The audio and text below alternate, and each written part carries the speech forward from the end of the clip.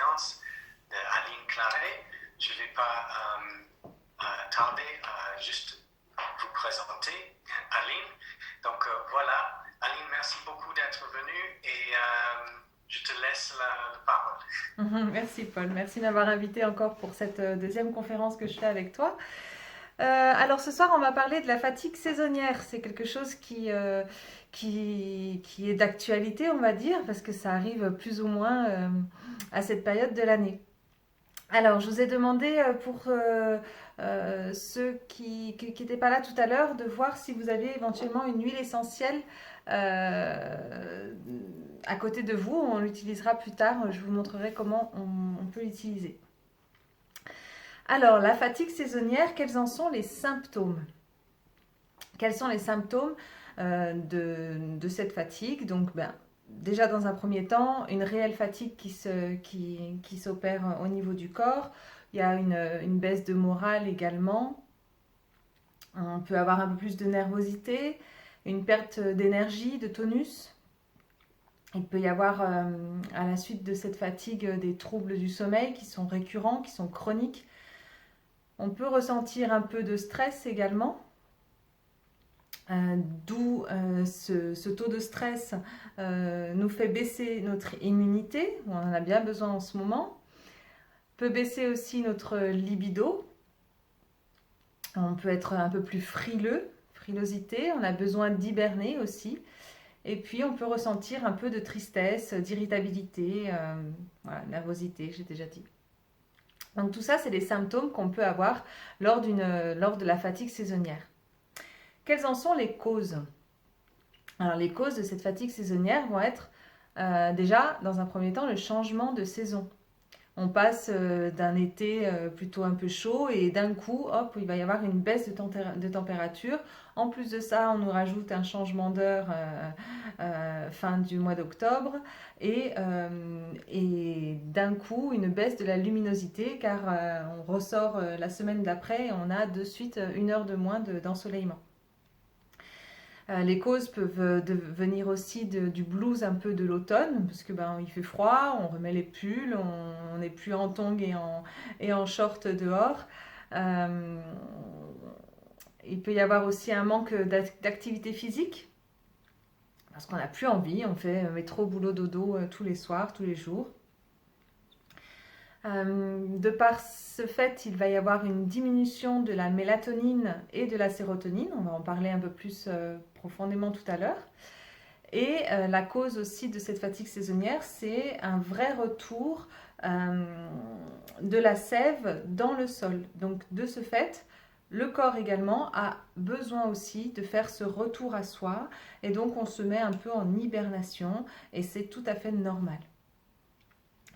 Pendant cette conférence, on va parler bien entendu des réponses que, en tant que naturopathe, je peux amener sur cette fatigue saisonnière. Alors bien entendu, la première des outils en naturopathique, ça va être de rééquilibrer, de voir un peu au niveau de l'alimentation, quels sont les aliments qui vont être intéressants pour cela. Ensuite, on va parler d'exercices physiques qui vont être adaptés. Comment est-ce qu'il faut faire ce sport? Et là, je vais vous parler de mitochondrie. On verra aussi pourquoi la respiration et l'oxygénation est importante. On verra comment on peut faire des récupérations rapides. Pourquoi est-ce qu'il est essentiel de ralentir? Et puis, je vous parlerai de certaines plantes, de tisanes, de compléments alimentaires adaptés et quelques huiles essentielles pour vous aider à surmonter cette fatigue saisonnière. Voilà. Alors, pour rentrer dans le vif du sujet, nous allons parler maintenant du rythme circadien.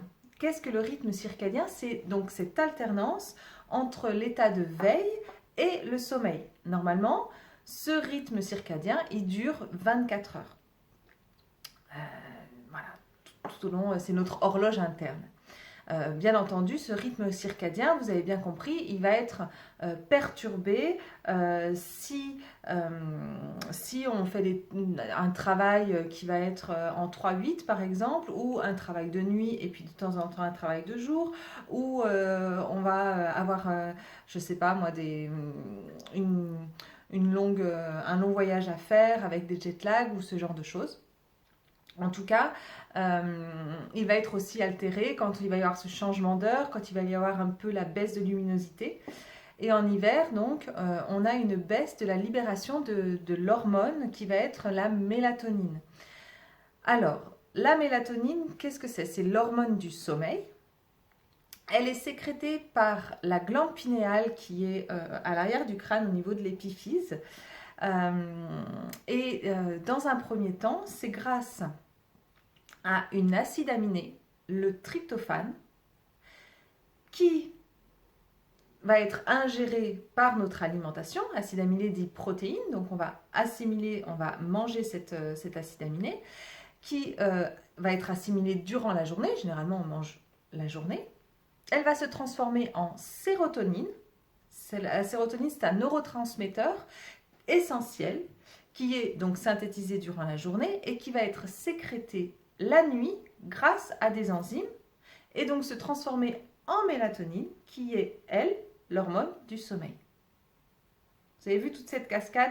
Donc on n'a pas forcément besoin juste de la mélatonine, on a besoin du tryptophane qui va se transformer en sérotonine. Et donc à chaque fois, il y a des cascades qui se font et il y a des choses qui sont hyper importantes au niveau du corps pour cette recapture et pour cette libération de mélatonine. Donc la mélatonine, on a vu, c'était l'hormone du sommeil. L'hormone du sommeil, son rôle, elle va permettre de réduire les effets secondaires, les effets du décalage horaire, par exemple quand on fait des grands voyages, quand on a ces décalages horaires, les jet lag, etc. Elle va lutter aussi contre les insomnies. La mélatonine aide le système immunitaire, elle stimule le système immunitaire et en plus de ça, elle va avoir un rôle d'antioxydant. Voilà. La mélatonine est à son maximum. Elle atteint donc son paroxysme entre 2h et 5h du matin. Elle est libérée la nuit. Donc ça nous arrange bien parce que cette mélatonine, elle devrait être importante pour la nuit. Elle est stimulée essentiellement dans le noir. En fait, il y a une inhibition de la libération sanguine de la mélatonine si notre rétine, notre œil, est en présence de lumière.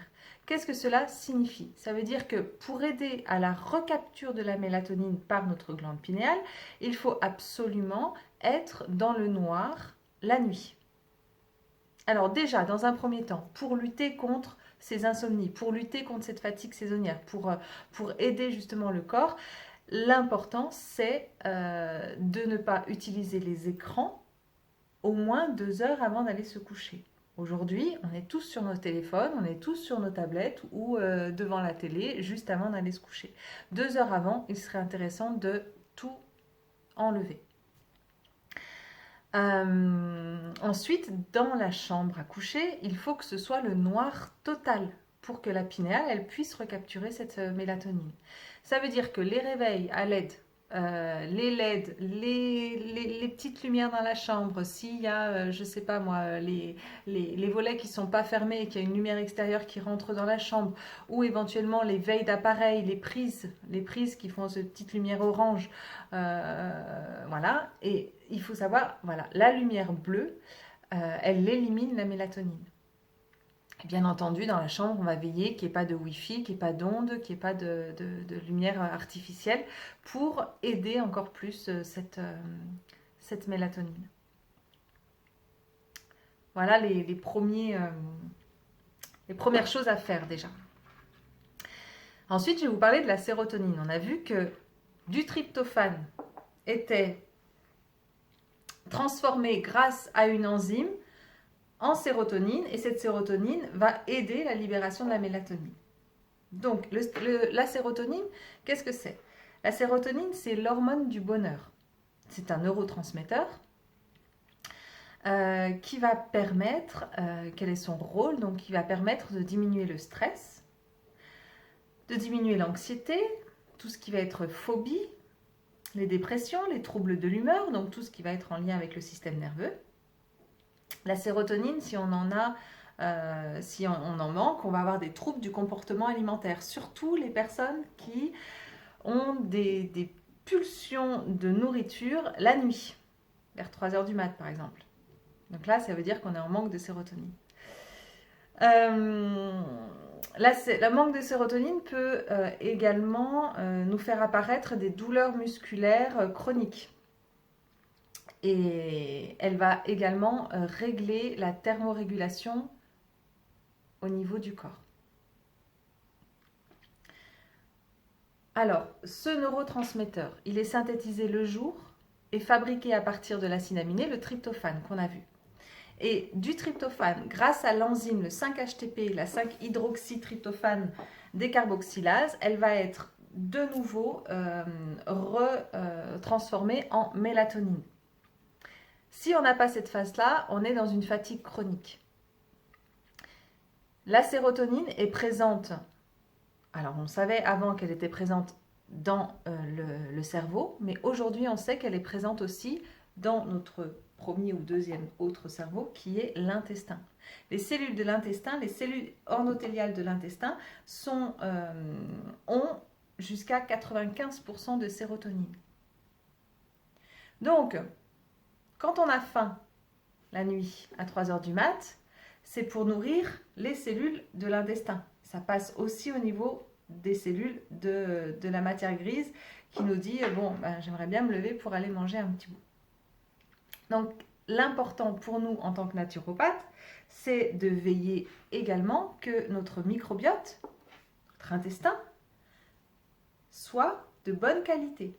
Parce que si on n'a pas ça, le tryptophane, l'acide aminé, la protéine qu'on va manger, elle ne va pas pouvoir être recaptée, être transformée grâce à cette enzyme, transformée en sérotonine et ensuite nous amener la nuit la mélatonine.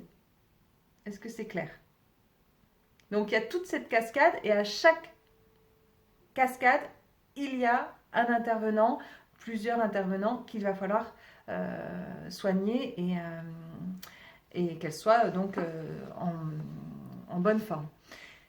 C'est pour ça aussi que c'est important pour ce genre de fatigue saisonnière ou toute autre problématique de consulter parce que chaque cause va être différente. Une personne va se dire bon voilà en fait moi c'est mon intestin qui va pas bien et moi ça va être parce que j'ai pas suffisamment de tryptophane ou j'apporte pas forcément d'alimentation riche en tryptophane, etc. Moi c'est parce que j'ai un mauvais sommeil parce qu'il y a toujours de petites veilleuses qui va être allumée dans ma chambre et donc du coup ma pinéale elle va pas fonctionner, etc., etc. Donc, c'est important de consulter aussi pour pouvoir voir la vraie cause de chaque personne parce qu'on est tous uniques dans cette problématique. Voilà pour tout ce qui va être physiologique, en tout cas au niveau de cette fatigue chronique. Alors maintenant, on va voir un petit peu qu'est-ce qu'on peut faire nous en naturo. Alors en naturo, la première des choses qu'on va parler, souvent c'est en lien avec l'alimentation. Donc bien entendu, il faut qu'elle soit variée, de saison, bio, ça on a déjà vu. Et en naturo, c'est vraiment, on commence par ce réglage approprié et individualisé. Donc là, aujourd'hui, je vais vous parler des catégories d'aliments. Bien entendu, comme je vous ai dit, il faut vraiment manger varié. Mais il y a des choses, il y a des catégories d'aliments à privilégier pour nous aider à pallier à tout ça. Donc, les aliments qui vont être riches en mélatonine, déjà naturellement, quels sont-ils? On va retrouver de la mélatonine dans les noix et les noisettes. C'est pas anodin, c'est ce qu'on mange plutôt à cette époque de l'année. Cette saison, c'est local, c'est bien. Après, on va en trouver un petit peu dans les céréales. Le riz, l'avoine, l'orge, le maïs. Et un tout petit peu dans les oignons, l'ail, pommes de terre, un peu la banane et les graines germées. Donc s'il nous manque un peu de mélatonine, on va aller plus vers ces aliments. Ensuite, les aliments riches en tryptophane. Alors, je vous ai dit tout à l'heure, tryptophane, c'est un acide aminé. Acide aminé, ça vient de la protéine. Donc, quelles sont les protéines essentielles pour nous amener ce tryptophane? Alors, le plus grand porteur de tryptophane, ça va être le lait. Alors, en naturo, on n'aime pas trop ça, mais bon. Voilà. Le lait de vache est riche en tryptophane. Mais on va le trouver aussi dans toutes les autres protéines, comme la volaille, et beaucoup dans la dinde, dans le foie, dans les œufs, dans les protéines de soja, le poisson, mais aussi dans quelques aliments qui vont être plutôt végétales, comme les noix de cajou, la laitue, la levure de bière, un petit peu de chocolat noir pour les gourmands, les graines de chia et le fenugrec.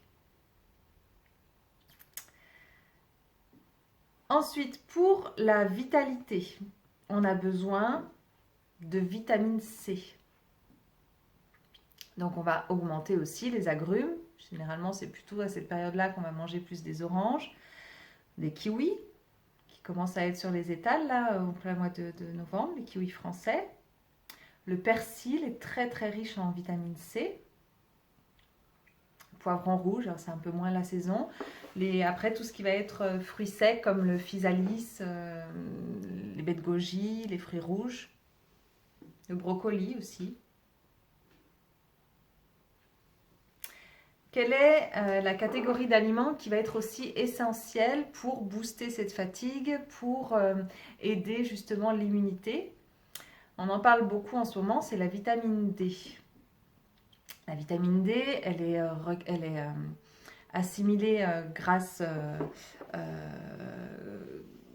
voilà, c'est plutôt le soleil qui nous l'apporte. Mais encore faut-il avoir un bon intestin, un bon foie, du bon cholestérol pour pouvoir bien assimiler notre vitamine D. Donc on est souvent en carence de vitamine D et c'est le chef de l'immunité et grâce à elle, on va diminuer les maladies dégénératives et toutes les autres cochonneries qu'on peut attraper. La vitamine D, on la trouve quand même dans l'huile de foie de morue, ce sera l'aliment le plus riche en vitamine D. Dans le beurre et un peu dans les harengs, les produits de la mer. Donc là, je vais rebondir aussi.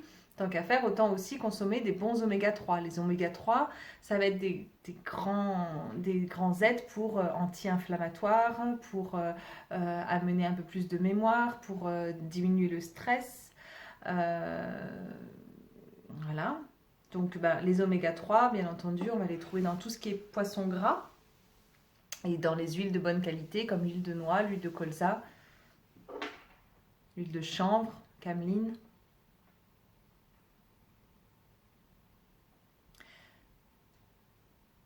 Pour aider également le système nerveux, pour diminuer le stress, l'anxiété et la dépression, on a besoin de vitamine B. Et la vitamine B, c'est donc essentiel pour le système nerveux. On va le retrouver dans tout ce qui va être céréales complètes. Pain complet.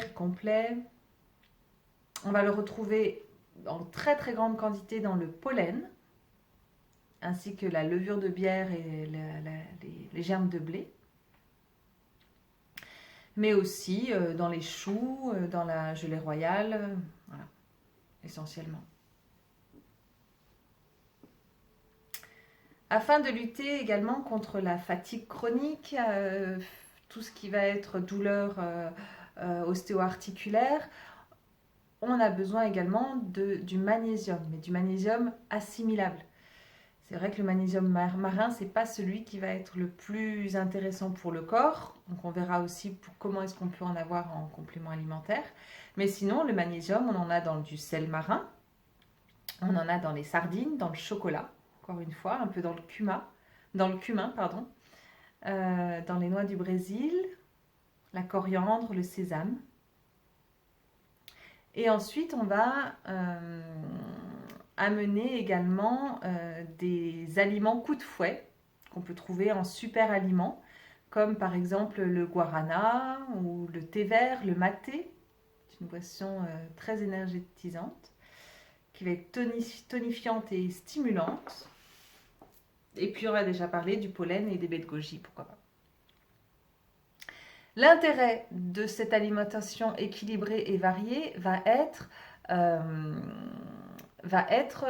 dans l'assimilation. Donc on en a parlé tout à l'heure, il faut absolument que le microbiote, que l'intestin soit de bonne qualité pour pouvoir bien assimiler. Je ne sais pas si vous étiez là lors de ma première conférence, mais j'avais parlé très très longuement de la chose primordiale à faire pour déjà bien assimiler. Et ça se passe ici. Il faut mâcher, mastiquer, manger doucement, en conscience. Et plus vous allez découper toutes les catégories, mieux vous allez assimiler. Donc prenez le temps. On a dit qu'il fallait ralentir aussi. Prenez le temps pour voilà, vous avez préparé un bon repas. Prenez ce temps d'apprécier ce que vous avez préparé. Et au moins, comme ça, vous allez mieux assimiler. Voilà pour l'alimentation. Donc, il y a de quoi faire. Vous pouvez puiser un petit peu et faire une alimentation variée. J'attends vos recettes. spéciale fatigue saisonnière. On va parler maintenant des exercices physiques qui, en naturopathie, est le deuxième plan d'action important. Alors, Steele, qui était le fondateur de l'ostéopathie, nous disait que le mouvement, c'est la vie. Oui, le mouvement, c'est la vie. Il faut absolument bouger. Et avec cette baisse de luminosité, on rentre plus tôt, on a froid, on n'a plus envie de faire notre sport quotidien. L'exercice physique, qu'est-ce que ça permet? Ça permet d'augmenter notre condition physique et musculaire. Donc déjà, c'est intéressant, ça nous permet d'être en forme. Ça nous amène un meilleur tonus, une meilleure posture. Pour tous ceux qui ont mal au dos, on leur dit, si vous avez mal au dos, allez marcher. C'est hyper important de mettre son corps en mouvement. Ça va accélérer la circulation sanguine pour une meilleure oxygénation de tous nos tissus finalement. Ça va stimuler les défenses immunitaires.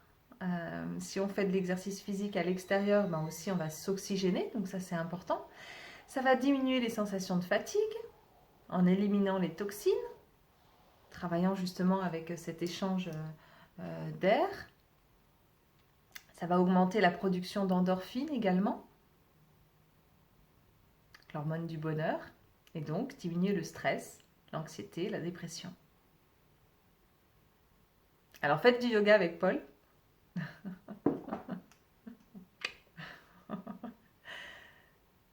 Alors, mais comment bien faire du sport pour retrouver l'énergie? Parce que c'est ça qui est intéressant, c'est ça qui est important. Il y a plein de personnes qui me disent, moi je fais du sport, mais je suis fatiguée quand même. Ok.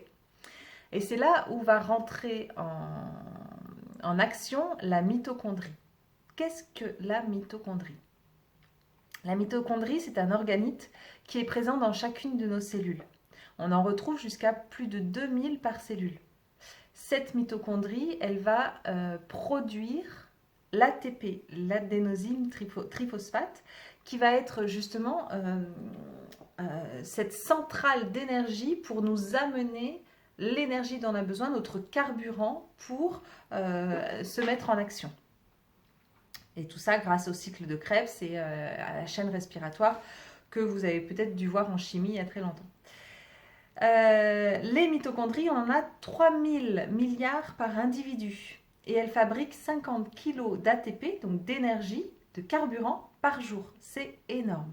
C'est énorme. Ces mitochondries, elles aident aussi à la concentration de calcium, donc pour tout ce qui va être contraction musculaire. Elles vont aider la détoxination si ça fonctionne bien, si elles fonctionnent bien. Elle va contrôler aussi l'apoptose, c'est-à-dire la mort programmée des cellules. Et elle va synthétiser les hormones stéroïdiennes. Alors, je vais revenir justement sur cette détoxication de ces mitochondries. À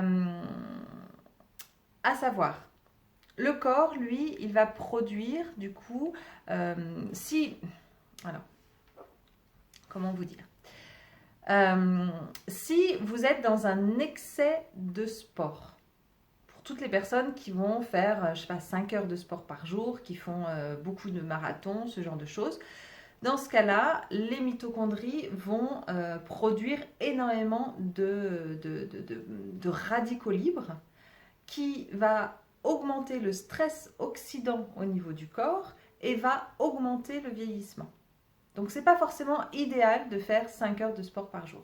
Ceux qui n'en font pas assez de sport, ceux qui vont faire une petite marche de temps en temps ou 20 minutes de vélo d'appartement devant la télé, sans jamais voir d'effet sur le corps.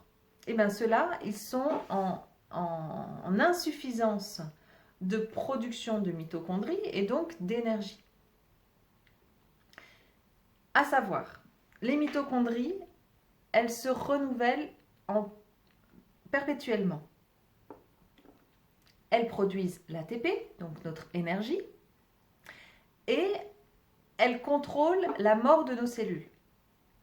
Qu'est-ce que ça veut dire? Ça veut dire que si vous faites du sport plan-plan, les mitochondries, elles vivent un peu plus longtemps, mais elles ne sont pas forcément éliminées.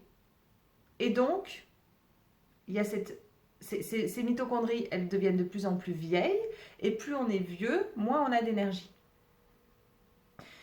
Si vous faites trop de sport, vous faites un renouvellement cellulaire trop rapide, vous produisez plus de stress oxydant, et donc vous augmentez le vieillissement. Donc, il faut faire un juste milieu. Il ne faut pas trop en faire, mais pas en faire trop peu. Plein de personnes me disent ouais, mais moi, je fais 20 minutes à 30 minutes de vélo d'appartement devant ma télé tous les jours. Et je vois 0 résultat. Et je suis fatiguée. Ok. Mais si tu fais 20 à 30 minutes de vélo d'appartement en mode tranquille, eh ben, tu vas pas tuer les vieilles mitochondries qui seront, du coup, elles ne seront pas asphyxiées. Donc l'intérêt, c'est de faire un petit peu de fractionné, en sport fractionné. Si tu fais exactement le même nombre de temps de ton sport devant ta télé, mais que tu vas faire 4 minutes normales, 1 minute à fond, qu'est-ce qui va se passer? Quand tu vas faire 1 minute à fond, tu vas asphyxier tes vieilles mitochondries. Et vu qu'elles doivent se renouveler automatiquement, du coup, il y a des nouvelles qui vont apparaître. Et les nouvelles, on sait bien, les nouveau-nés, les enfants ou autres, ils ont une énergie de dingue. Et ce qui va amener justement à diminuer cette fatigue chronique, à augmenter ton métabolisme, donc la possibilité de mieux gérer ton poids corporel, ta vitalité, etc. Et ce renouvellement mitochondrial, il est très très très rapide. Donc ça, c'est important. Est-ce que ça a été clair? Donc il faut tuer les vieilles mitochondries en faisant du fractionné. Pareil, quand vous êtes en train de marcher, ok, vous faites des randonnées de 1 heure, 2 heures. Très bien, pourquoi pas? Ça vous oxygène, ça a plein d'autres capacités. Mais de temps en temps, toutes les 4-5 minutes, eh ben, vous allez marcher beaucoup plus vite. Ou vous allez voir des escaliers dans la rue, vous allez monter et descendre en courant ces escaliers. Voilà, juste 1 minute, le temps de faire monter un petit peu le cardio, et après, vous repartez dans une allure normale. Ok?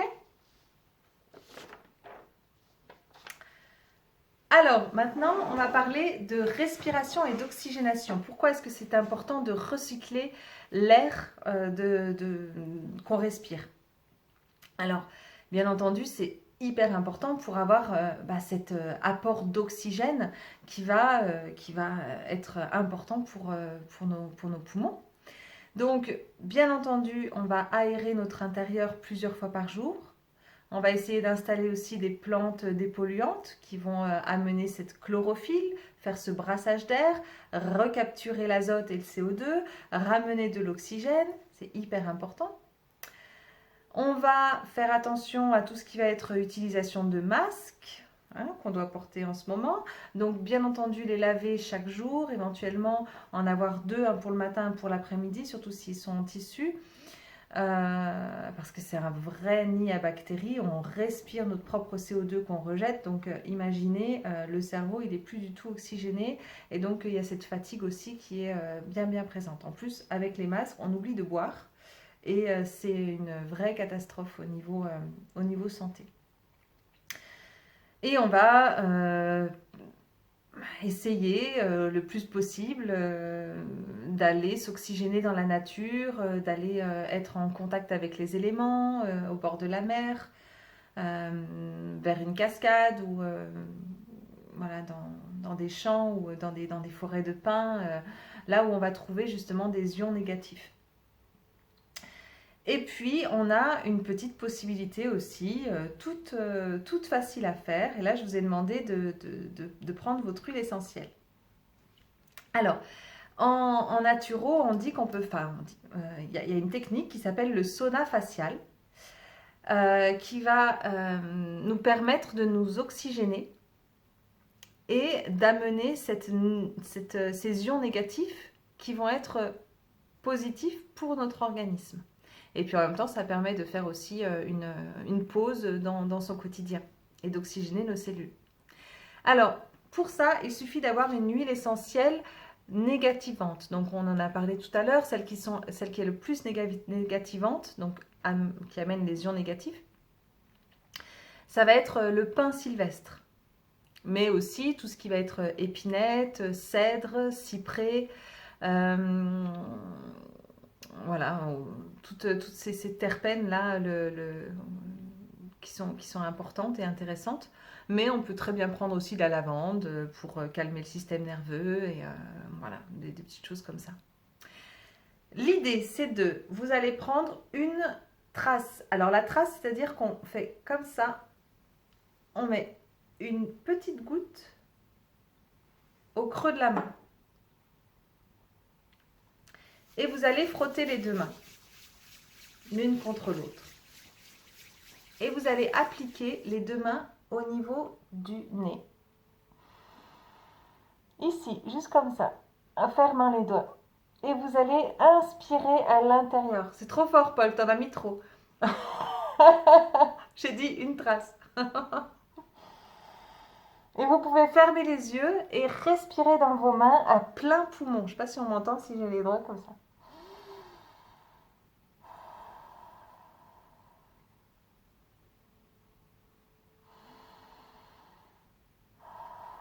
L'intérêt pendant ce moment-là, c'est de faire une respiration ventrale pour calmer aussi un peu au niveau du système nerveux, pour amener de la douceur. Et on va réoxygéner toutes les cellules de notre cerveau et amener cette oxygénation intéressante.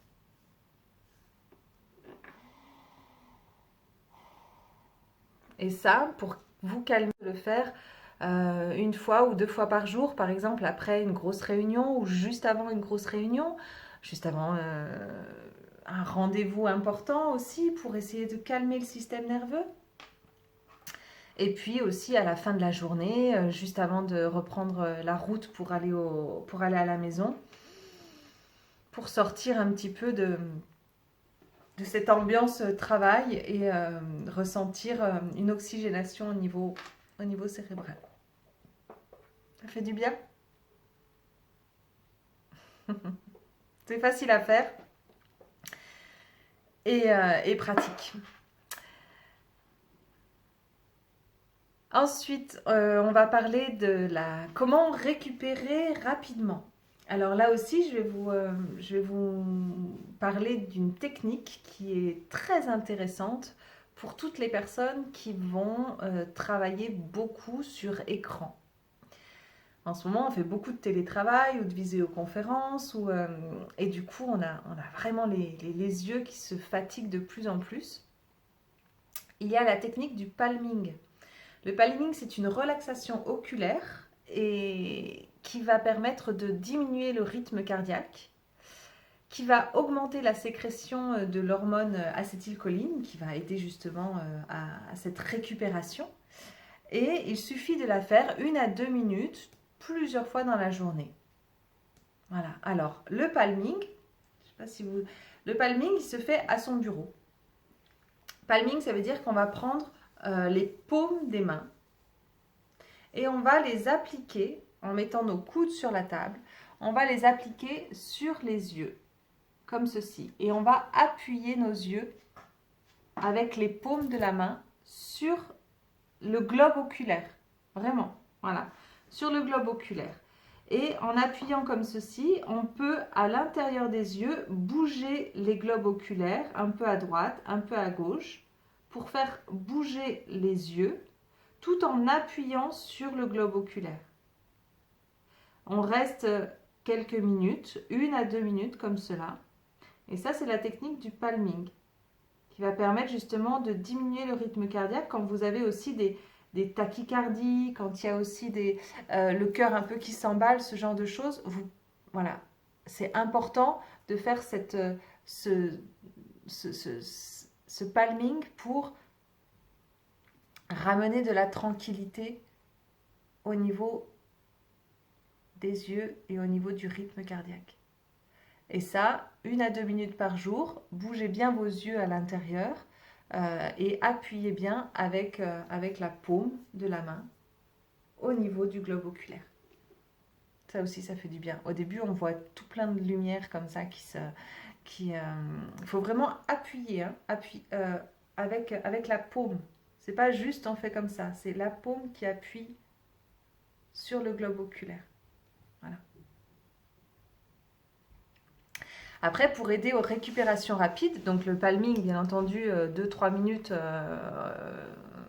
quand vous avez par jour, quand vous avez beaucoup travaillé sur l'ordinateur. On peut bien entendu faire des séances d'auto-hypnose. Si vous avez un thérapeute en hypnose qui vous a appris des techniques d'auto-hypnose, donc ça c'est des techniques de récupération rapide et profonde, ou d'écouter des méditations guidées par exemple, lors d'une sieste, vous vous couchez 10 minutes, un quart d'heure et puis vous écoutez des méditations guidées pour essayer d'être dans cette récupération rapide. Et surtout aussi, il faut s'entourer de personnes de bonne humeur. Parce que la bonne humeur, c'est communicatif, ça défatigue, le yoga du rire, c'est super, et ça permet aussi d'alimenter cette hormone du bonheur qui est essentielle pour l'organisme. Alors riez, riez, riez, et essayez d'arrêter les informations toxiques et de mettre plutôt des choses comiques à la télé, etc. Voilà, ça c'est important. La fatigue saisonnière, on l'a dit au tout début, c'est le retour de la sève à l'intérieur de la terre. De ce fait, il est important et intéressant de ralentir son rythme. Alors oui, on va essayer d'aller se coucher plus tôt. On va aussi, pourquoi pas, faire des jeux de famille, des jeux de société en famille, pour justement amener ses rires, pour diminuer les écrans en fin de journée, et puis pour se coucher avec une bonne note de convivialité en famille. On va se faire des câlins, on va se faire des massages des pieds, prendre des bains chauds.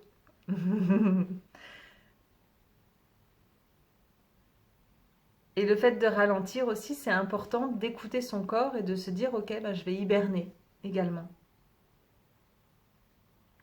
Pour mettre un peu mon métabolisme au repos. Ce qui est intéressant dans cette phase d'hibernation, c'est de diminuer les repas du soir. Pourquoi pas faire des petits jeûnes intermittents, soit du matin, soit du soir, pour diminuer cet apport d'aliments qui est parfois trop importante. En faisant des monodiètes et en diminuant aussi les aliments qui vont encrasser, comme trop de glucides, les produits laitiers, l'alcool, le tabac, toutes ces choses qui vont être nocifs pour l'organisme. Une chose aussi qui peut être intéressante à faire, c'est la luminothérapie, avec des lumières justement à LED pour amener pendant la journée cette sérotonine qui sera libérée en mélatonine la nuit. Ça, c'est intéressant aussi pour amener cette lumière. Voilà, alors j'en ai fini pour cette conférence. Je vais vous donner quelques tisanes, quelques noms de compléments alimentaires à prendre avec des pincettes parce qu'il faut mieux quand même être conseillé par un thérapeute. Et puis quelques huiles essentielles si vous souhaitez. Alors en tisane pour détoxiner un peu l'organisme, on peut trouver le pissenlit, le bouleau, la reine des prés, la pensée sauvage, la chicorée qui peut être intéressante aussi, le sureau. Des tisanes pour améliorer le sommeil, on va avoir l'houblon, l'oranger, la valériane, la verveine, qui est hyper polyvalente, le tilleul, l'aubépine aussi, le coquelicot.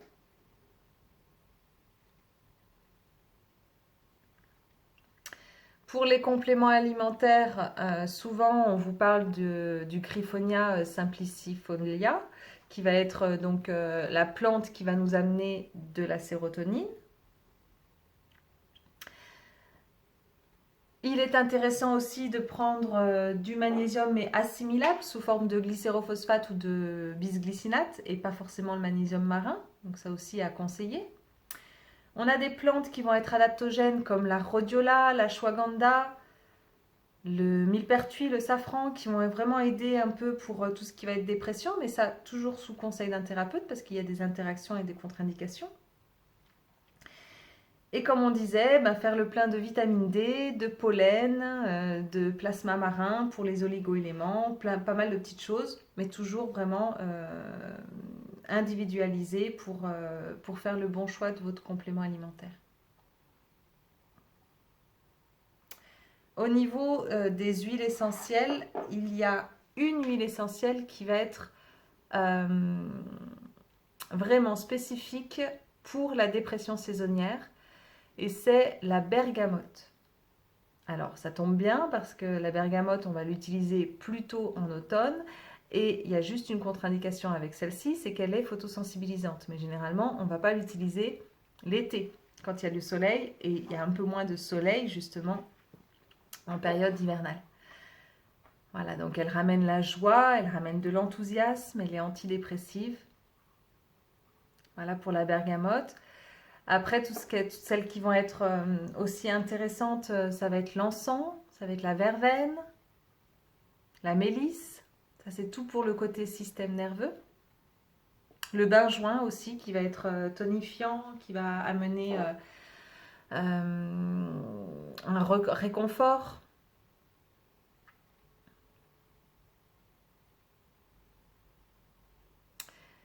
Et après, ce que je vous ai dit tout à l'heure, avec les huiles essentielles qui vont être négativantes, avec le pin sylvestre, l'épinette, le cyprès. Une autre régulation nerveuse, une autre huile essentielle qui va réguler le système nerveux, ça va être l'orange et la mélisse. Voilà pour les huiles essentielles. Je pense que j'ai fini cette conférence. J'ai mis un petit peu plus de temps que ce qui était prévu. Désolée. J'espère que ça vous a plu. Je suis là encore quelques minutes pour répondre à vos questions. Et je vous remercie de votre écoute.